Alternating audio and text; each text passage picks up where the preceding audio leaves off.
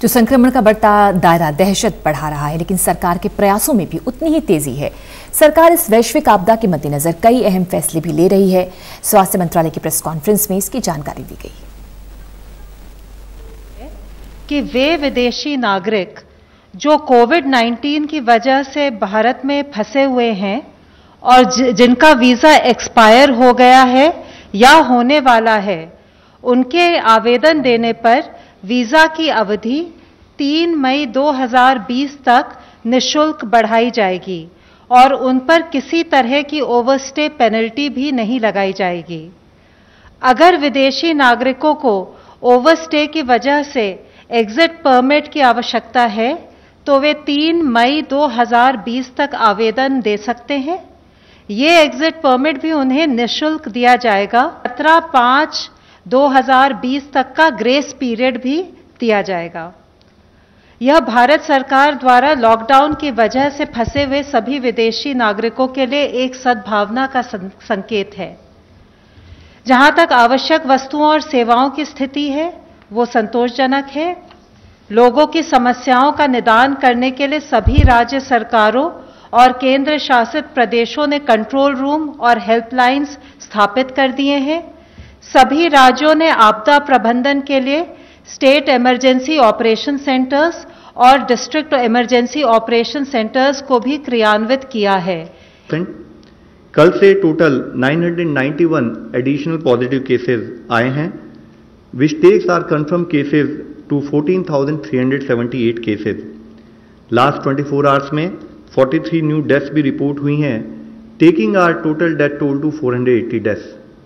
आज मैं आप लोगों की दृष्टि में लाना चाहूँगा कि स्टेट लेवल पर, डिस्ट्रिक्ट लेवल पर किए हुए कार्यों के द्वारा हमें अच्छे रिजल्ट्स भी काफ़ी हद तक मिलने लगे हैं, जिसके तहत 23 राज्यों में 47 जिलों में हमने एक पॉजिटिव ट्रेंड नोट किया है, जिसमें कि इससे पहले मैंने बताया कि माहे इन पुडुचेरी, उसके साथ साथ कोडगु इन कर्नाटका में भी पिछले 28 दिनों से एक पॉजिटिव केस नहीं आया है।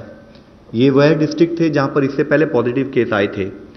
23 जिलों में, 23 स्टेट्स में 45 अदर डिस्ट्रिक्ट है जहां पर भी पिछले 14 दिनों से कोई भी नया केस रिपोर्ट नहीं हुआ है। इससे पहले जिन जिलों के बारे में मैंने आपको बताया था, उन जिलों के अलावा 22 नए डिस्ट्रिक्ट्स, 12 स्टेट्स में ऐसे आए हैं जहां पर कि पिछले 14 दिनों से कोई केस रिपोर्ट नहीं हुआ है।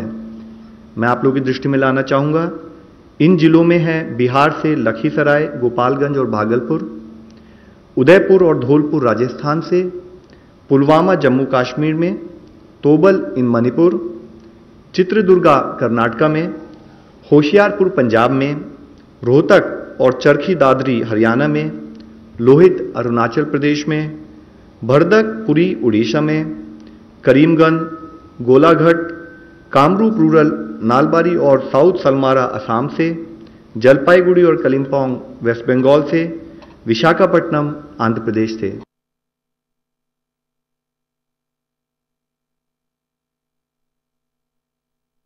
कोहर्ट है, ये कोई ट्रायल तो कर नहीं रहे हैं, क्योंकि ट्रायल करने के लिए जो बेस चाहिए वो उतना एविडेंस बेस हम ले नहीं पा रहे हैं।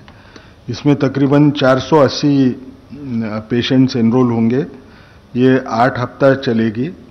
ऐसे अंदाज है कि वो शायद उसको 2 महीने का 2.5 महीने का टाइम तो लगेगा ही। और एक हमको समझना चाहिए, ये लॉकडाउन का पीरियड है, वो काम करना भी उतना ही हमारे लिए कठिन जा सकता है। ये करते वक्त हमने ये समझ के दूसरी एक स्टडी लॉन्च की कि जिसमें जो लोग, जब पता चला हाइड्रोक्सीक्लोरोक्विन का एक स्टडी होने वाला है, तो कुछ लोगों ने, हेल्थ केयर वर्कर्स ने हाइड्रोक्सीक्लोरोक्विन लेना शुरू कर दिया। तो उनमें साइड इफेक्ट्स क्या हैं उसका भी पता करने के लिए एक स्टडी लॉन्च की गई। वो जो स्टडी है, इसमें ये पता चलता है कि एवरेज एज वो लोगों का 35 साल था, और ये 35 साल की उम्र वाले जो लोग हैं, इनमें सबसे ज़्यादा कोई लक्षण दिखाई दिया तो वो था एब्डोमिनल पेन, जो उन्होंने रिपोर्ट किया है। 10% लोगों को एब्डोमिनल पेन हुआ, तकरीबन 6% लोगों को नौशिया यानी उल्टी होने का महसूस हुआ उनको।